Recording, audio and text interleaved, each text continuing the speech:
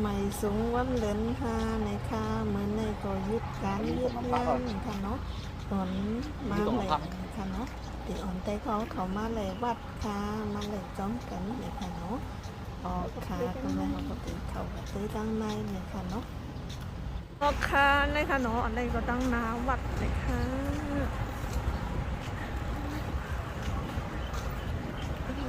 ไว้ตั้งในยาวก็ตอนแรกเขาก็ติดไว้ตั้งนอกยาวจังไว้อ่อนเขาก็ตัวในวัดนะคะเนาะอันนี้ก็ติดตั้งนอกมันค่ะยาวก็ตอนนี้เขาก็ติดมาซื้อหมอกนะคะ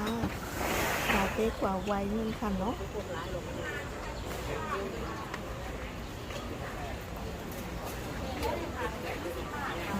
เลยค่ะเนาะอะไรก็ติดหมอกนะคะเนาะเขาก็ติดมัดเขาก็ติดมัดตั้งหมอกเดียวก็ติดนี้เดี๋ยวก็ติดนี้เต้นหอมเหมือนกันเนาะเดี๋ยวก็ติดนี้เจค้ำเหมือนกันเนาะอันใน1 กรัมก็20 บาทเหมือนกันเนาะ2 กรัมก็20 บาท40 20นี่เอามาแล้วเลย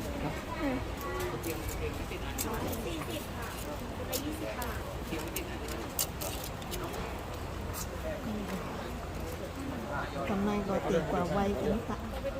ถ่ายมาด้วยนะถ่ายรูปด้วยนะ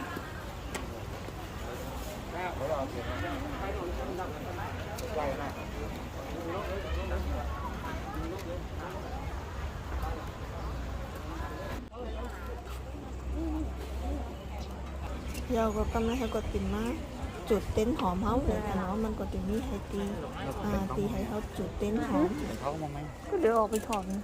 จุดเดี๋ยวก่อนในก็ติดนี้กัดถางมันเหมือนกันเนาะเพราะว่าเขาไว้เดี๋ยวมันกำลังให้ก็ติดแล้วหมอกมาใส่ในปานไว้เหมือนกันเนาะเดี๋ยวก่อนเขาก็ติดกว่า8 แผ่นค้ำกันค่ะ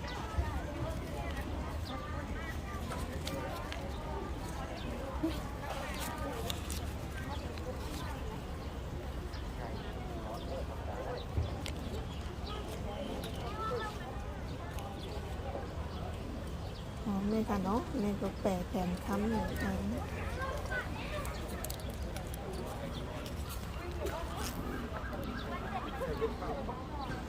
ข้างในก็ติดเป็นซ้อนน้ำพาเหมือนกันเนาะ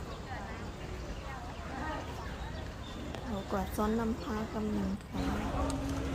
ซ้อนน้ำพายาวกำลังก็ติดไปเอากว่าในวัดเหมือนกันเนาะเอากว่าตัวในวัดเหมือนกัน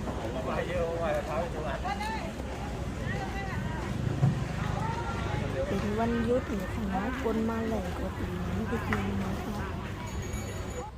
แต่องค์ท้าวเวสสุวรรณซึ่งอยู่ด้านหน้าโบสถ์เขาก็ติดไปเขาก็ในวัดเหมือนกันเนาะแล้วก็ถอดเพชรติ้งตั้งนอกนั่นค่ะ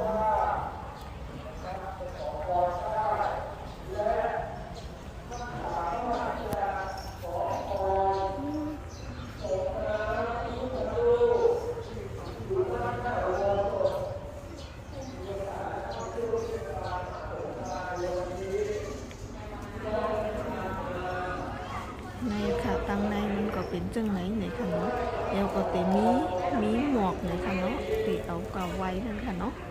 ในค่ะเขาก็จะให้เป็นชุดไว้ในค่ะเนาะอันนี้ก็ยิบมาไล่ในค่ะเนาะเดี๋ยวก็เขาก็จะเอาเงินใส่ในตู้เอาเนี่ยค่ะหลังจากเขาไว้ใจเอาเนี่ยก็ไม่เอาก็จะเขามาแหล่ตู้ใน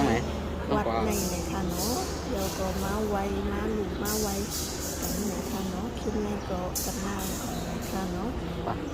จอยกดไลค์กดแชร์กันด้วยค่ะ